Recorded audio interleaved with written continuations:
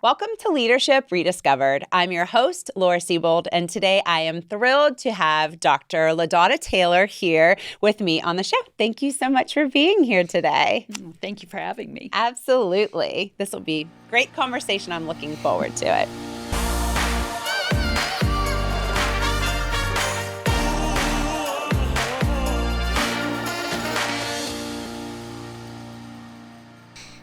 Dr. Lydotta M. Taylor is the founder, president, and CEO of the EdVenture Group.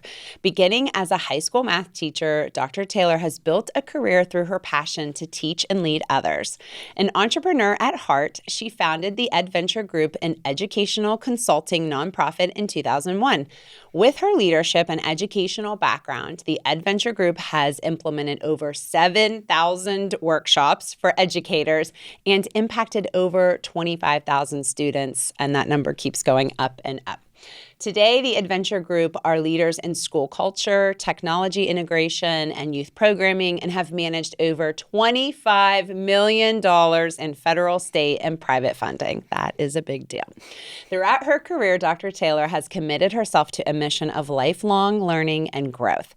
Her education career began as a high school math teacher and computer science teacher, growing to serve as the instructional technology coordinator for the Monongalia County school system. Prior to founding the EdVenture Group, she served as Vice President for Workforce and Education at the West Virginia High Technology Consortium Foundation. She completed the Advanced Management Program at Duke University's Fuqua School of Business Executive Education and completed the Life Success Consulting and Coaching certification in 2009. She earned her doctoral degree in Curriculum and Instruction with a specialization in STEM professional development from West Virginia University in 2011 and continues to seek opportunities to grow both personally and professionally. Dr. Taylor is also an active volunteer and leader in the community and recently led the United Way of Monongalia and Preston counties in a $1.57 million campaign.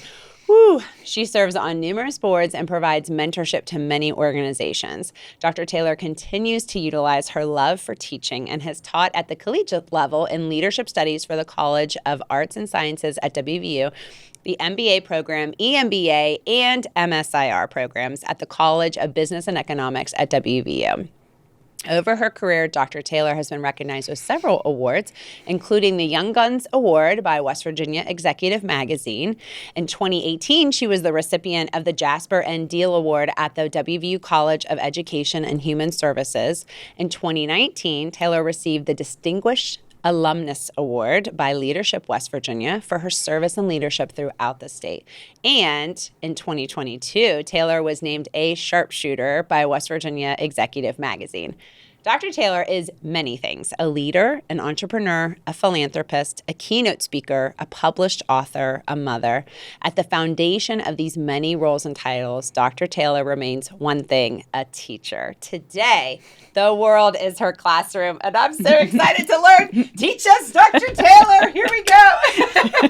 This is such a great bio, and I like to start all of my conversations really with bringing it to life. So if you could just take us on your leadership journey, your career journey, but your leadership journey in particular, because it is a great story. Oh, well, thank you. And thank you again for having me. Absolutely. It's certainly an honor to be here. And you know, in high school, I suppose I was a leader. You know, I was involved in a lot of things in the band and clubs and stayed very involved in those things. But I think my real leadership started when I went to Morgantown High School, and they were looking for someone to help with, you know, implementing technology in the school. And I'm the kind of person that I'll take the chance. I'll try to learn it. I'm not afraid to take those risks and kind of step out there. And so I think that just opened up opportunities for me that I probably hadn't even imagined. You know, I got involved with IBM, and then I started teaching different programming languages, and all of those things that I did opened up the door to a lot of wonderful people that have been mentors and helped me along the way. And so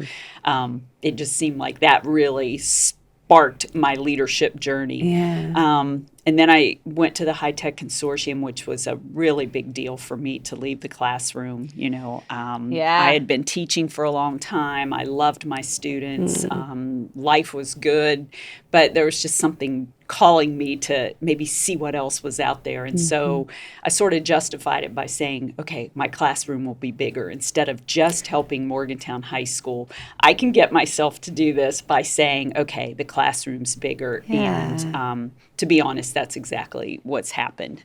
Oh, amazing. Yeah. So, we've worked around the state. We've worked across the country on different programs. And the classroom certainly has gotten bigger for me. A lot bigger. Yes. Yeah. And there's many that will be in your classroom as they listen to this episode, which I'm excited about too, just to introduce you to even more people, even though you are already very well known. Well, but it's always great to have the opportunity to share your story and talk about different, things that have happened and things that you've taken advantage of. Yeah, so I appreciate the opportunity to share and hope that, something inspires someone to maybe chase that dream that they're thinking about. Yeah. And I just, one of the things I love about your story is that you went from that classroom, I'd love to hear that transition or that moment from going from the classroom to starting EdVenture Group, because those are, very different things in terms of careers, although like you said, you've got that central theme of the classroom and the classroom getting bigger. But how did you, what got your passion going and really led you to start EdVenture Group? I think my passion for education is what got me headed in that direction. We had done a lot of really great work at the High Tech Consortium, and that had opened a lot of doors for us to expand our work. But, every organization wants to go in a specific direction, and I knew that in my heart I was still all about K-12 education and helping students and helping that next generation of the workforce. So because of that, I, for some reason, thought that I could take my math education background and turn it into running a nonprofit and being a business person. Many probably thought I was crazy, and it truly was, a huge leap of faith. Yes. I mean, my faith really guided me to take that chance and to take that risk. And, 21 and a half years later, here we are. That is so incredible. Yeah, it really is. I mean, it's very challenging to find grant money to keep projects going. Yes. And, we've had changes in staff and, some ups and downs along the way, and probably made our share of mistakes, or I've made my share of mistakes. But we've been able to at our core, find enough things that allowed us to keep offering programs that were meaningful. I really think that, I know pivot's kind of an overused term, like everybody's pivoting, but I think there's a lot of truth to that for the adventure story. We started out very focused on technology. I wanted every teacher to have a laptop and a projection device, during that whole journey of leaving the classroom. And we couldn't stay there. That happened, and teachers were doing an amazing job in the classroom. And so they didn't need us to help them with that. Yeah. So the option was, okay, we've done that. Now we're finished. But that wasn't at our heart. We wanted to say, well, what else do they need? What else can we do? And that thinking and that, entrepreneurial creative thinking continues today, because that's, how we manage to put new projects together and keep things going. That's awesome. And I feel like if you think about technology, I even think about when I was in the classroom as a student versus what, it's like for my son now. He's got the iPad and all the fancy stuff. And I think about the pandemic too, even though technology is much more central now and utilized much more now by teachers, I think still that they were very impacted by the whole remote learning aspect that had to come. I'm sure that wasn't a heavy part of their, curriculum or something that they had a lot of training in too. So, you think about how important technology, plays in classroom instruction, but also during the pandemic in particular, that was such a quick pivot where everyone, suddenly had to do a completely different style of instruction. Yeah. And like you said, teachers weren't trained in that. No. That's not part of the curriculum because no one had any idea that we were going to be in that situation. Yeah. And it was a challenge not just for education, but for businesses and then and for parents and families to try to figure out how to do your business at home and then watch the kids and make sure they're learning. And it really created a very challenging time across the board. And, we've focused a lot on, how can we help people beyond the pandemic, in leadership, in, just everyday activities. And I've been doing a lot of training and focus on adaptable leadership because if you think about it, at least from my perspective, the one thing that the EdVenture Group had to do was be adaptable. Yes. Because, we wanted to keep our programs going. We wanted to make sure we could still support those that we were serving in some way, even though we were in the middle of this pandemic. And so, I feel like we had to be flexible in our thinking. We had to be forward thinking. We had to be creative. We had to be entrepreneurial. And then we had to empower people to believe in themselves. And so there's a great conversation around those 5 different things that really make up adaptable leadership. Oh, I love that. Yeah. It really resonates with a lot of us that have gone, everyone's gone through it, but it really resonates like, okay, how do we take the best of what we learned during the pandemic and then continue to use it in our leadership in the future? Yeah. Well, and you're right, you never know.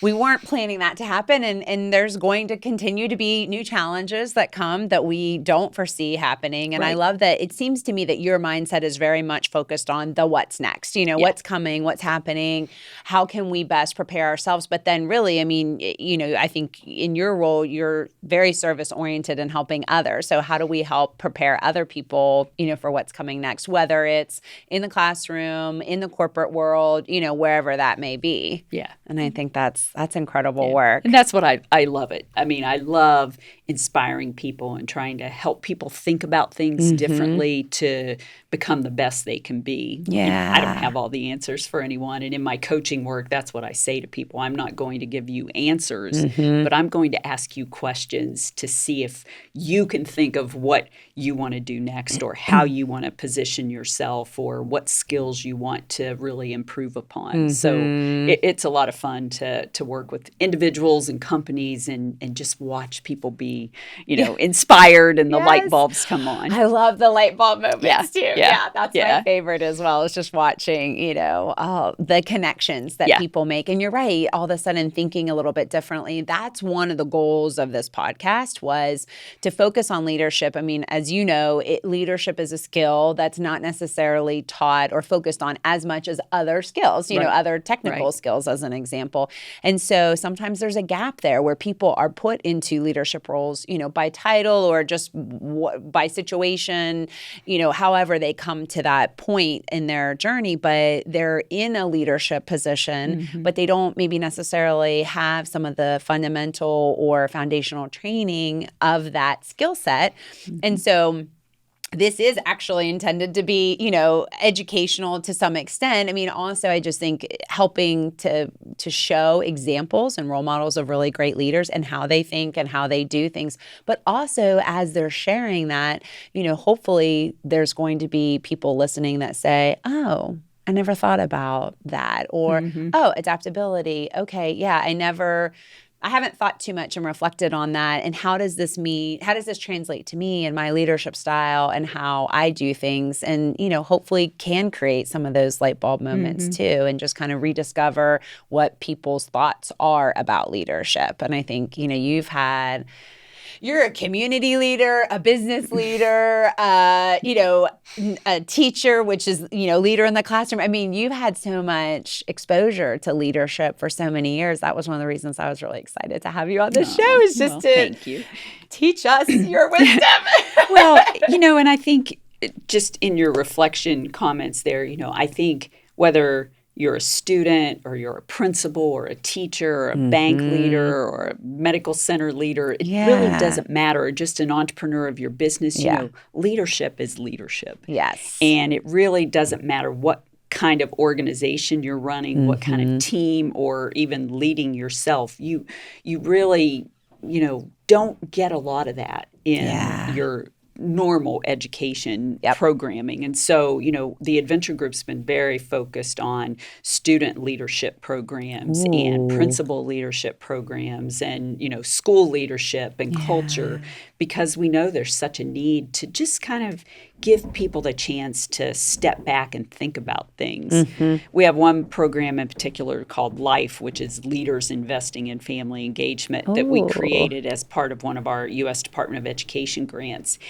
And during the pandemic, we had 47 principals from across the state of West Virginia on Zoom every other Tuesday from 4:30 to 6:30 for 10 months. Oh my goodness, that's a extensive program. Yeah. And we studied leadership, we studied business leadership concepts, but we gave them that content, and then we said, how can you frame that in a school around family engagement? And we have so many outstanding, reviews from that program because it really helped people think differently. And I believe that that's a lot of what leadership is just helping people look at things from different perspectives. There's not one way that's right, one way that's not, but just opening people's eyes to some different things. And we just had a great time working with those principals. We're in our second round now working with additional principals from across the state. So, to your point earlier about the pandemic, I mean, we might not have thought of that if there wasn't a pandemic, because how could you ever get 47 people from across the state of West Virginia to come together Tuesdays every month? Yeah. But because of Zoom and because we learned to, enhance our skill set and learn how to use breakout rooms and polls and all of those things. The technology of it. We were able to have really great conversations that I believe will impact, family engagement and support families across the state for years to come. Yeah, that's amazing. And I love that there's such a commitment to putting these principals in particular through this type of a program. Because again, you think about, regardless of the role, the career that you have, we all are kind of brought up in a somewhat siloed educational system related to that. If I go to business school, then I'm learning a lot of business concepts, but I'm not necessarily learning, that you have your core curriculum, of course, of the math, the science, English and reading and all that. But really, I mean, you start getting pretty specialized in your area, and you may not have the exposure to a different way of thinking because you're almost kind of brought up, well, this is what a teacher does, and this is what a principal does, and this is what a doctor does, and this is what a lawyer does, and and so to be able to bring a different frame, like applying the business world or, lessons learned in the business world to the education world, or taking concepts from the education world and, influencing the business world. It's just neat to see those different points of views brought to the table, because I think that is an opportunity for learning and growth. Yeah, absolutely. And from all of the different occupations and career paths that you just mentioned, we all need to have leadership. Yeah. But yet it's really not something that, unless you purposely take a class, it's not really integrated into a lot of the things that we work on or teach. And so, we have some youth programs around leadership and, teaching at WVU in the leadership studies program and in the business school, applying that leadership and helping students to really get excited about their potential was, just a very rewarding part of my career. Plus, it got me back into the classroom, which I missed. And so that was perfect. I really enjoyed my time teaching there because I felt like I was back at home, even though I love adventure and what we're doing. It was good to be back in the classroom. Yeah. How often do you get to teach at this point? More the traditional model, I guess I should say. At this point, I'm not doing that a lot. I do some workshops for organizations and, the principal trainings and those kinds of things. Yeah. But every phase of life, you kind of can only do that for so long and keep up with everything else. So and I miss got it. A lot. Yeah. It's a lot of fun, though. Yeah. Those are your roots, so I can understand why it feels like going back home when you're there. Yeah. I want to hear about L-evation too, because I think that is such another part of your leadership journey and just your business journey as well. So, I mean, you have EdVenture Group, but then you also started L-evation. So could you talk about that a little bit? And L-evation is a small business that really focuses on business opposed to the education community. Yeah. But, one thing that I've realized over the years is that if you're a good teacher, and I try my best to be a good teacher, you can teach anything and you can teach anyone if you really aspire to be that good teacher that cares about the audience, tries to put yourself in their seat, which I do all the time. If I'm going to a workshop, like I think, what would I want to hear? Right. And how long would I want to sit in that chair? And what kind of things would break it up, to make it more enjoyable? And, I do that with L-evation, but also the EdVenture Group. I mean, I think my team is so good at really being relatable. And so the L-evation really focuses more on business and then some coaching. And, that's equally as rewarding and just really, a great opportunity to continue to kind of share messages and hopefully inspire others in, other areas of life, I guess. Yeah. And I think sometimes even the one-on-one coaching, there's still, and I love that you talked about what coaching really is, because I just was talking about that on a previous episode about, sometimes people don't, how we describe coaching is very different in what people's concept of, but the coaching that, the leadership coaching, the executive coaching, one-on-one coaching that you do, through a lot of asking powerful questions, getting people to think about their goals, what they're trying to accomplish, where they have gaps and all of that. And because I know you do work with a lot of leaders and you are a leader yourself, I would love to hear just your pulse on what leaders are maybe currently talking about, if there's any trends or patterns across the people that you coach or work with, are there things that they're struggling with in particular, or focus areas that they seem to be honing in on in their conversations with you? There really are. There are a lot of commonalities across the different organizations and individuals that I work with, both from the education side and the business side, which is kind of interesting that they align so closely. One thing that, it's near and dear to my heart because my dissertation was around culture, but culture is truly something that seems to surface to the top of a lot of lists. And I believe that is partially due to the pandemic, that we were remote, we're hybrid, we're working in all of these different environments. And so it's created a challenge for leaders to really think about, how do we want to manage this? How do we want to build our culture? And I think it's a little more challenging because of just the pandemic and the changes in thinking that it's kind of presented to all of us. And so culture seems to be a big piece. Communication, which kind of goes hand in hand, but it's almost always on a list of someone.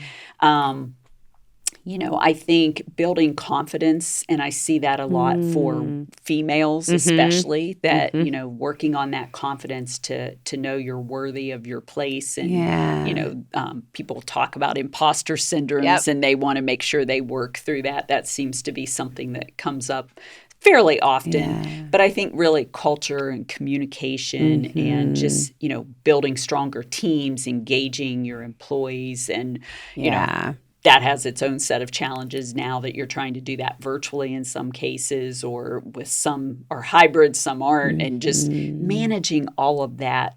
I don't want to say chaos, but managing all of those challenges that have kind of surfaced since the pandemic seem to be the things that I hear the most about. Well, and I love that leaders are recognizing the role they play in culture and communication, because sometimes there's departments in organizations, or people assign that work to a more of an organizational structure. So maybe they think of, culture can be kind of a nebulous term for some people, I think. And when they hear culture, they think, well, we have a corporate culture, but like I'm not a part of that, or I'm not responsible for setting the culture or influencing the culture. That's just like this thing that evolves in our organization. Or if it's communication, yes, we have a communications department. That's great, but for both of those things, culture and communication, you as the leader have responsibility in how you influence that. Because I think, and I'd love to hear if you found this as well, yes, in many organizations, there is a culture that's, maybe written on the wall somewhere or on a website somewhere of this is who we are. This is, what we profess to be and act and all of that. But then there's also often a lot of subcultures that are running within that organization too, so each leader likely on there, if they're a leader of, other people, likely have built, whether maybe they even realize it or not, a little subculture, of this is how this team operates or this is how this department functions. And they have tremendous influence over that. Yeah. And people don't realize sometimes how much influence they have or how they've influenced that subculture of their team. And, what I would encourage people to think about is, looking at that culture, because if there's a problem, if there's, an area that needs some improvement or just some positivity, don't let that go too long, because the longer it goes in that direction, the harder it is to kind of bring your team back and get you to a point that is positive and focused so that people enjoy coming to work. Absolutely. And whether that's going into their home office or driving into the office or some hybrid approach or whatever it is, I think that that's so important. I think also, just in this world of technology and Zoom and Teams, make sure that you include ways to stay connected to people and ask, creative questions. We do that a lot. We have a staff member that is always encouraging us to do, creative questions. We also do things like Fab Fridays, where you have walking meetings and, get people up and moving, and because that's so important to our well-being, and that's really important as well. Yeah. Well, I just had a light bulb moment while you were talking about, with every person that's, working remotely now, a lot of people working from home, that's now you've created this culture. What is your, culture at home like? I mean, you're really bringing all of that now, instead of everybody reporting into an office, where you probably could influence a little bit more what the environment is like, the environmental aspect of culture. Now you've got, who knows where people are working or where they're dialing in from, and the cultural impact that has overall on the team as well is really interesting, and something that we've not really had to deal with too much up until this point, I think. And that goes back to being adaptable. I mean, I'm so big on these adaptable skills. Yeah. And adaptable leadership is really about thinking differently. So you have to be, creative. You have to be a little entrepreneurial in your thinking of how you're going to manage this. And I think you can also empower people and make it a positive, but it takes some extra effort on the leader's part to manage this. And I think that's the real challenge that many of us are in, because it needs to be addressed, and we can't ignore it. We need to be leading and helpful in how people are thinking about these cultures wherever they are within the organization. Well, and when I think about adaptability, I think about change and change agility. And I think there are some individuals who are very open to thinking differently and doing, new things and trying new things, and then others who aren't. And I would love to hear your perspective on what holds people back maybe from being more adaptable, if you've noticed things, or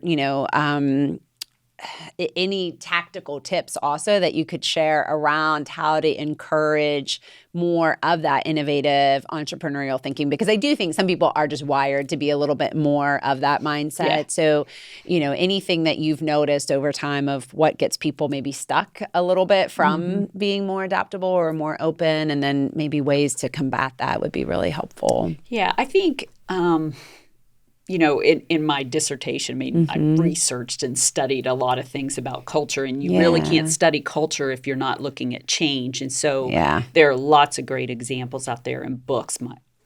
Our iceberg is melting, and Who Moved My Cheese? And, I've utilized those as resources when I've gone through change. And actually, a colleague and I wrote a book for schools the title was Transforming 21st Century Classrooms, but we really wanted it to be called Who Took My Chalk? Because for education, it is about, I wanted to be a math teacher. And so I knew I was going to stand in front of my classroom with my chalk, and I was going to work all the problems, and I had a chalk holder, and then I'd dust my hands off and walk up and down the rows and help the students with the even problems, because the answers to the odds were in the back of the book, right? That's just what we did. And then technology came in, and it was like, oh, I'm not going to be using this chalk all the time. Right. It's going to look a little bit different. So to answer your first question, I think for a lot of us, it's fear. Fear is what holds us back from change. You know, you don't know what's going to happen. You assume that it's going to be bad.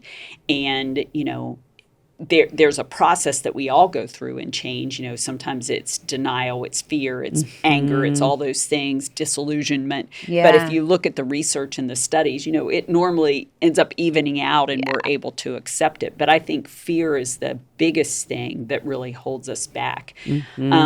And as a way to combat that, you know, as again, thinking about the adaptable leadership skills that I have and, you know, forward thinking and flexible thinking, I believe that having a growth mindset is something that is so important. And, you know, I encourage, you know, listeners, if they haven't studied or read anything about growth mindset, it's so powerful.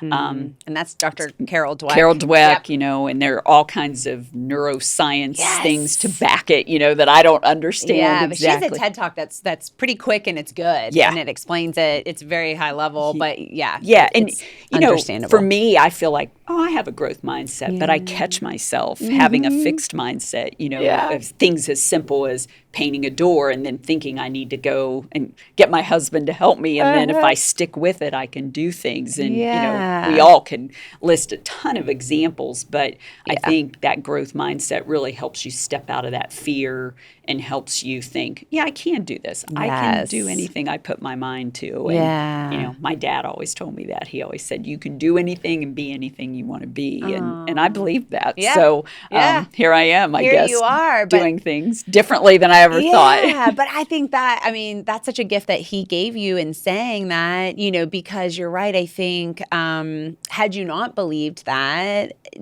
definitely the decisions that you made, especially to transition out of the classroom to, you know, to start EdVenture, to start L-evation, you know, to do all these things, to get your PhD. I mean, all of those were pivot points in your life that if you let that fear overtake you or you didn't believe that you could accomplish those things, you wouldn't have had the perseverance or the stamina to get through it. Yeah, the grit to get through it.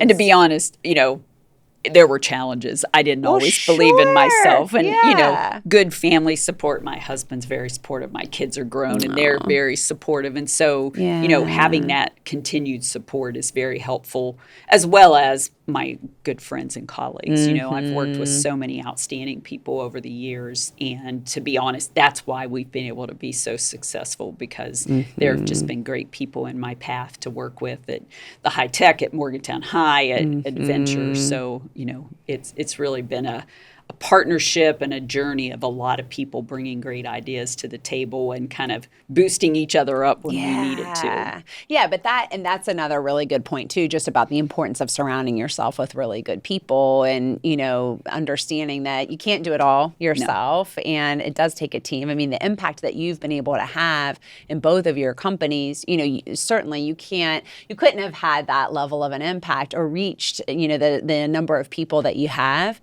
if you had just tried to go it alone. Right. Oh, absolutely. And, you know, I believe, and I think I first really recognized that it was important to say this when I was teaching in the leadership studies program, that, you know, a really strong leader surrounds themselves with really smart people. And you can't let your ego get in the way or your confidence be down if someone else is smarter than you. That makes you look even better. And, absolutely. You know, my friend Meredith and our accountant, and she's just been with us the whole journey in EdVenture. I mean, she's so smart and so knowledgeable in so many things, and I'm not an expert in those things. And so it's great to have those people that are on your leadership team and on your team in general that help you grow. And I could name every single employee and what they bring to the table and how great they are in their particular area. And I think that's why we're still around 21 years later. For sure. But I think that having that team and a diverse team in terms of, like you said, what they bring to the table, I think that does help from the context of also challenging you to think differently too. So, just because you're in charge or it's your company, your name, whatever, however it's listed, that doesn't mean you have all the answers always and you always know what to do, right? But you can feel the pressure that, I have to know everything or I have to know all the answers. But if you have that great team of people where even if you say, this is what I think we should do, and then they say, well, wait a second, have you thought about that? Or what about this? That will force you to also keep rethinking and, taking more of an open mindset to things and a growth mindset too. Yeah, and you have to do that. If you want to stay in business and you want to continue to serve people and do good work and survive for years and years and years, you have to be open to what others have to say. And, I think you're also doing your employees a really good service if you say, here's a problem, but you bring me a solution. Yeah. Because if we do it for people, they're not going to be able to think through things and solve problems themselves. And so I find it so just encouraging to see a problem come up and then someone have the answer or say, well, what do we do? And then maybe we tweak it a little bit. But that empowers them so much. And it's inspirational at the same time. And, I talk a lot about empowerment in different workshops and things because that's what we need to do. We need to empower the next generation. We need to empower each other. Sometimes people think about delegation and, that will be a topic that comes up in coaching. And, there was a young engineer, civil engineer, and he said, I just can't delegate. I can't ask people to do that. And I was like, well, why? And he said, well, that's where everybody dumps everything on you. Your boss just dumps all the crap work on you. And I thought, that was his experience with delegation. Yes. So let's change the way that we think about it and let's call it empowerment. And I use that all the time because, as leaders, like you said, we can't do it all. And that's something that comes up in coaching all the time. We can't do it all. And if we don't delegate, or let's call it empowerment, if we don't empower others, then we're almost doing a disservice to them. I've changed that conversation in my head because I want everybody else to grow and be the best at whatever they want to be. That's really important to me. And I haven't always been successful at doing that or maybe supporting people the way that I should, but I truly want to do that. And I think if we're able to empower people, then they know how to do that task. That makes them feel more important and they'll be able to continue to grow. And they're engaged. They feel like they're making a difference. They have a sense of purpose, Yes. But I love that you brought up delegation because I do think, number one, that is a skill.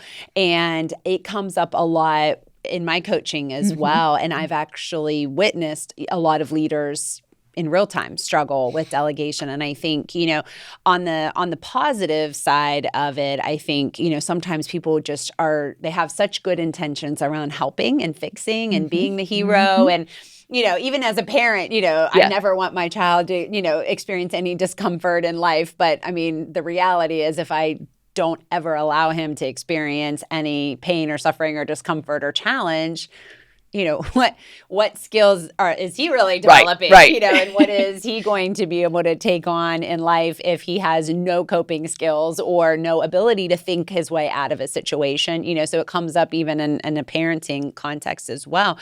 But from a more business perspective, I do see sometimes people wanting to rescue, from a place of helping, but also sometimes from a place of I want to be wanted, or I need to be needed, or this is where I get my value from is by doing this work or fixing someone's problems for them. And I'm not sure if that's come up for you and what you've seen as well, but I think that can be, those are some of the behaviors swirling around it that I think sometimes people aren't aware of. Right. That might be driving that behavior too. Yeah, I think you're right.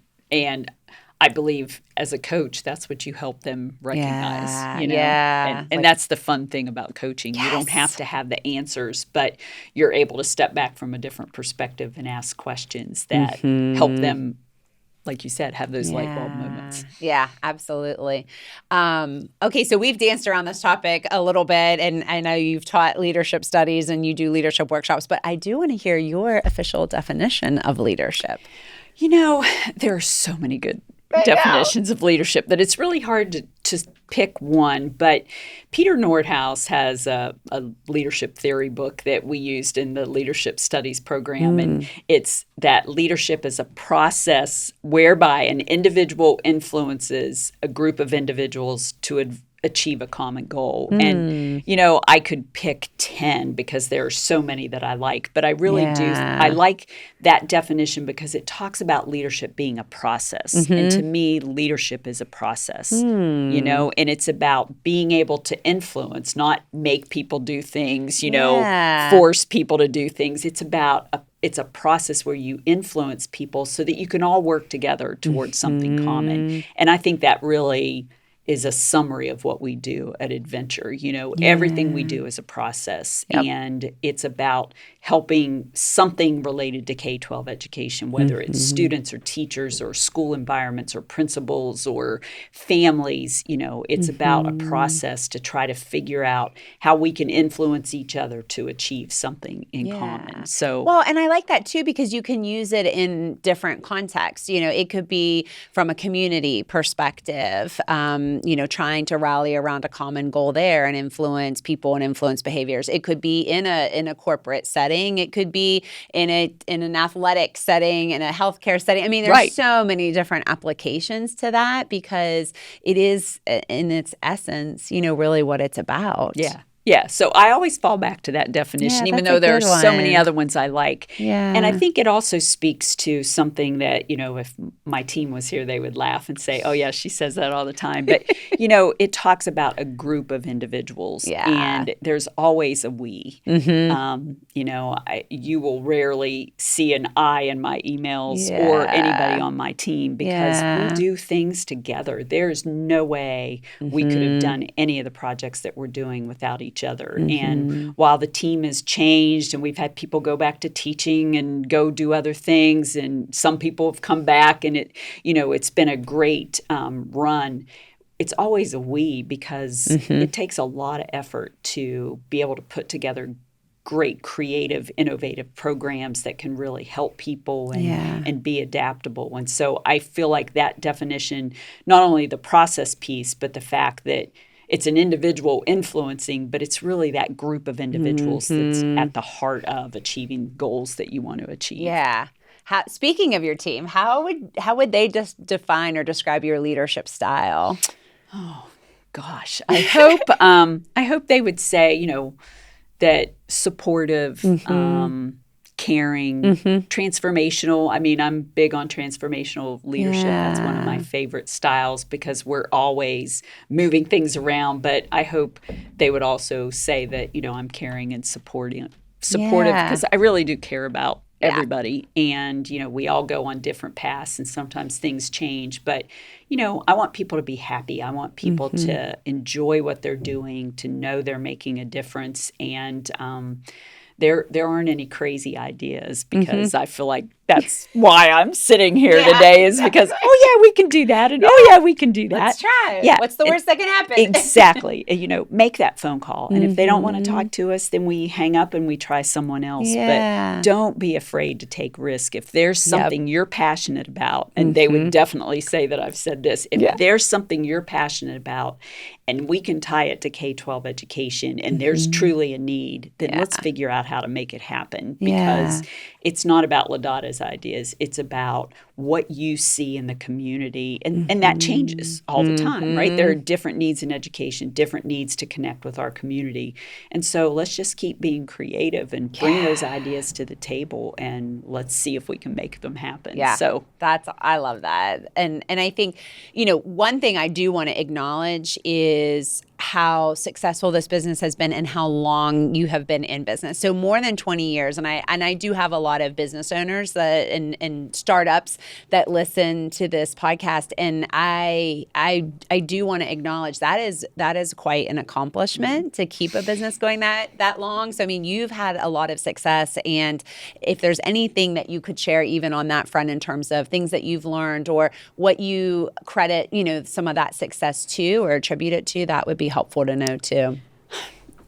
gosh, it's hard to say for sure Yeah. what has been the secret. I think, believing in what you do, doing your best to stay humble and remember who you're serving and look at things from their perspective. That may not work in every industry, but certainly in a service type industry like the EdVenture Group, I think, that's really important, that we have to remember we might be trying to reach a great grandmother that lives in a rural part of the state where she doesn't have internet and maybe she doesn't have a cell phone. And we have to use our emotional intelligence, to step back and say, what does her world look like in the middle of this pandemic? And how can we try to reach her and not just say, okay, we'll get everybody to sign up to get onto this Zoom. We have to be able to step back and use emotional intelligence. So I think emotional intelligence, is a very powerful tool. Yes. And I think that we have used emotional intelligence throughout our 21 years in the best way that we could. We've made our mistakes, but I think emotional intelligence is really important to really be able to step over and see the other side and think about how people are feeling and really trying to be considerate and compassionate to others. Having a good team, having really smart people and giving them a chance to share ideas has been key to our success in the development of new programs. Not being afraid to take a risk and try something different. I think you have to be a risk taker, and, sometimes it works and sometimes it doesn't. But, making sure that you're doing your best to make intelligent decisions, but not being afraid to take risk and step out of your comfort zone a little bit. So pivoting, stepping out of your comfort zone. Well, and the grit, because I'm sure there, and you said earlier, there's been up days and down days, and there's, who knows, may have been moments where you're like, maybe I should just throw in the towel on this whole thing and shut it down, and I would assume the grit is kind of what has kept you going as well, that you just didn't stop. You just didn't give up on it. Yeah, which you is have huge to have too. grit, and if you haven't read that book, and I think you said that you have, it's a good book to read. Is that Angela Duckworth? Yes, I mean, it's a great book, and it really makes you think, why do some people make it and some don't? And just, I don't know. Maybe my husband would say I'm hard-headed, and he's probably right. But grit sounds nicer. But you do have to have that determination and be that hard head a little bit that, we're going to figure this out and make this happen. Well, it's so interesting. And you hear stories about inventors and how many iterations they had to go through. And it's like, if they would have stopped, this wouldn't have come to pass. This great thing that we have, the light bulb or whatever it is, it wouldn't be if they had just said, you know what, like, I've tried this 30 times and it's not working, so I'm just going to throw in the towel. And on the flip side of that, if you think of how many people maybe have stopped, have quit, when if they would have just kept going a little bit longer, a little bit more, gone there. Well, that Margaret Mead quote, never doubt that a small group of committed people can make a difference, because in fact that's all it ever has. And we used to have that up in our office, because it's really true. I mean, we have an education organization that serves K-12 education, not just in West Virginia, primarily in West Virginia, but we work in other states and we've done things across the country. And we are West Virginia people that are making a mark on education. And it's really been amazing to watch that happen. And so, be careful what you wish for, watch what you dream for. Again, I credit my faith, because that's really a reason that I believe a lot of this has happened. And you just take those risks, and then before you know it, you're doing things that you never dreamed, and you're touching lives that you never dreamed you would be touching. I think about, the amount of lives you could touch in the classroom, which is huge and very impactful. But even now, the work that you're doing, I just think about the ripple effect of, let's use the principals, for example. If you can have a positive impact and influence on those principals, then that impacts everyone in the school potentially. And then that trickles to the students that are in that school and the families. I mean, it's just really cool to think about.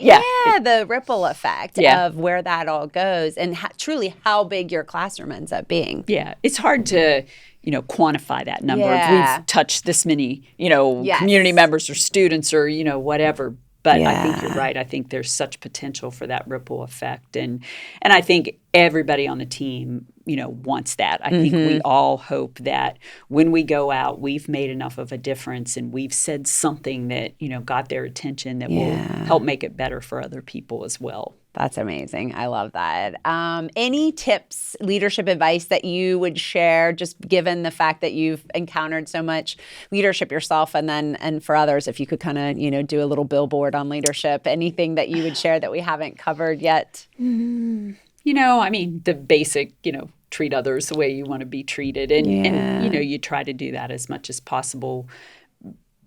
But probably, just for me, especially at this point in my career, I feel like empower other people, no matter how young or how old they are, and be that inspiration for them that they can believe that they can make a difference and change the world, because we need people out there doing that kind of work. It's so important. And there are a lot of good people out there, and we need to spread positivity. And I think that all starts at the top. We have to be that example.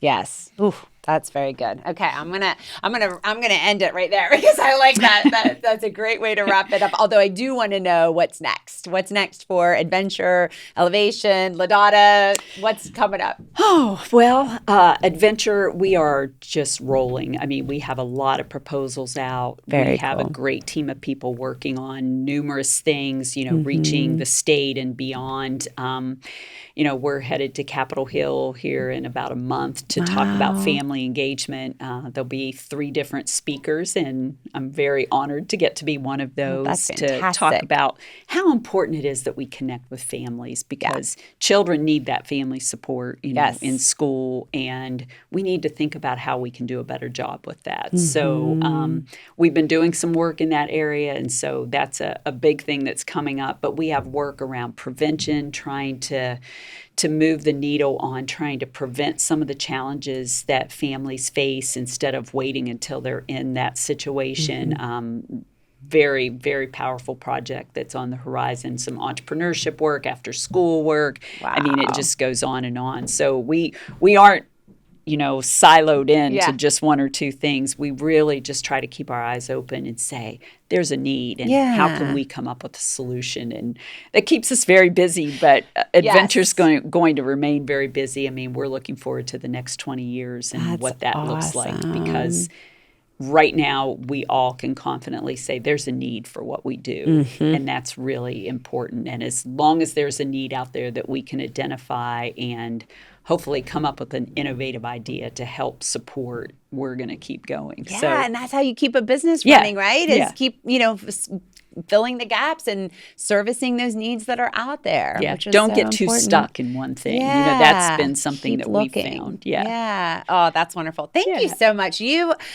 Listen, you are so well known across the state of West Virginia and beyond. And anyone who has ever said your name actually came up in a previous podcast, which is kind of what led us to this conversation today. But everyone I know that has ever said your name, it is met with credibility, integrity, professionalism, and leadership. So I just, I can attest to the fact that you have made a huge impact and are making a huge impact. And so thank you for what you're doing here in the state and then even beyond. Thank you. Absolutely. Thank you very much. Okay, can we do a quick lightning round Sure. and have a little fun? Okay. Sure. You used games in the classroom, right? That's right. Okay. This is 1 minute to answer as many of these open-ended questions as you can. Okay. I'm going to start the timer. All right. What season best fits your personality? Fall. Okay. Here we are in fall. What's your most used emoji in text? Smiley faces and hearts. I love hearts it. for my family. Yeah. Smiley faces. What book, song, movie, or podcast has had the greatest impact on your life? Oh, gosh. I know, that's a deep question. Yeah. Book, song. You can pass if you want. I'll pass. Okay, the last guest pass. What's something about you that surprises people when they first hear it? I don't know. I guess, I don't know. I grew up in Preston County. I don't know if that's very successful businesswoman. I'll add to that. Let's see. Fill in the blank. I spend too much money on. Oh, probably clothes. Yes. Never too much money on clothes. What celebrity would you want to play you in a movie? Whoop. Julia Roberts? I don't know. Yeah. She's good. Yeah, she is good. I feel like Jennifer Aniston could do a good. Well, I would take that one too. Yeah. I would take that one. All right. Thank you again so much for being on the show. I feel like this conversation went so fast. Oh, and it did. It's just such a joy to listen to you. And I'm excited for all of the things that you've taught people today and getting it out there in the world. Absolutely. Thank you. Well, that's all the time we have for today. Until next time, shine bright, everyone.